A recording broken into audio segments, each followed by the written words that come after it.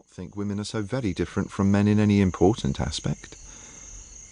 I am puzzled very often by the behaviour of many of my own sex, and not a little quizzical about my own at times.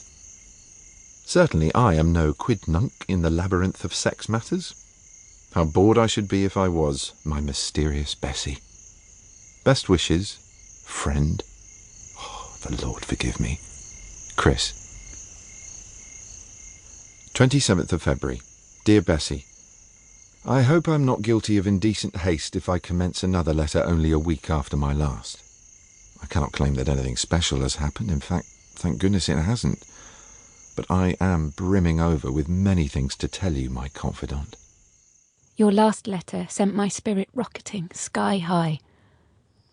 I am glad my last letter sent your spirit rocketing sky high. But please to remember the 5th of November and what happens to the rockets when their celestial brilliance is ended. They descend to Earth, flat as a pancake, so don't start understudying for the lead in another punctured romance. Although I am an old hypocrite, and when you say you find me so satisfying, I cannot help but think of circumstances in which you really would do so. But this is all very naughty and Chris-like. Now, to exult as I read you again, to write you some more, and consider the promise that is you. You fascinate and weaken me, and make me feel strong. 14th of March.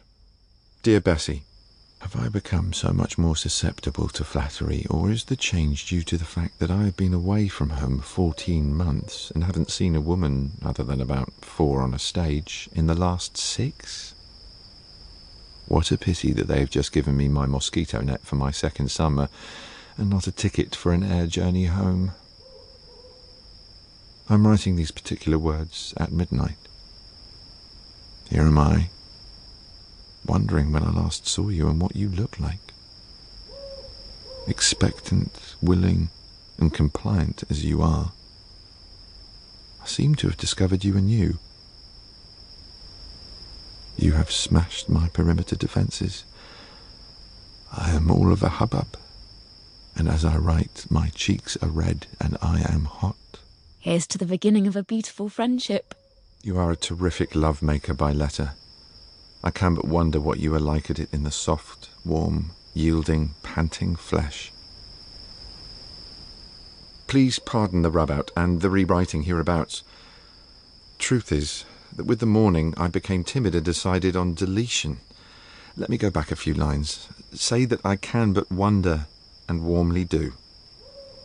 I must avoid writing one whole letter slobbering, however pleasant it is for both of us. I must make a pretence of telling you all about our camp. The camp dog, Jeanie, for example, has had 7 pups, 2 of which have been drowned, in order to give her a better chance. For goodness sake, disregard everything I have said that sounds the least endearing. This is a fever that I have, which makes me hot and dispossesses my mental faculties whenever I think of you, which is more and more often. It is irrational, illogical, nonsensical. I'm hopelessly lost in contemplation of you. And I last saw you when? The two of you seem so impetuous, almost reckless. I was quite okay before I got your first letter. I was rational, objective. But now that you have my ear, I must give you my heart as well. I'm always consulting my diary to see how soon you will get my letters, wondering how soon I will get yours. I can't do anything without wanting to put my hand out to you, to touch you. I know you would encourage me. I am but a miserable sinner. Chris. 19th of March. Dear Bessie, here again to greet you. 4 letters in 4 days, and really wanting to write 4 each day.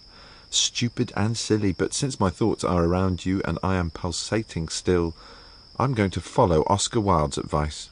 The only way to resist temptation is to succumb to it. How'd you get on in the air raids? I hope you continue to have good luck. If we were together, I guarantee we could ignore them, just as I want to ignore everything now so that I may touch you.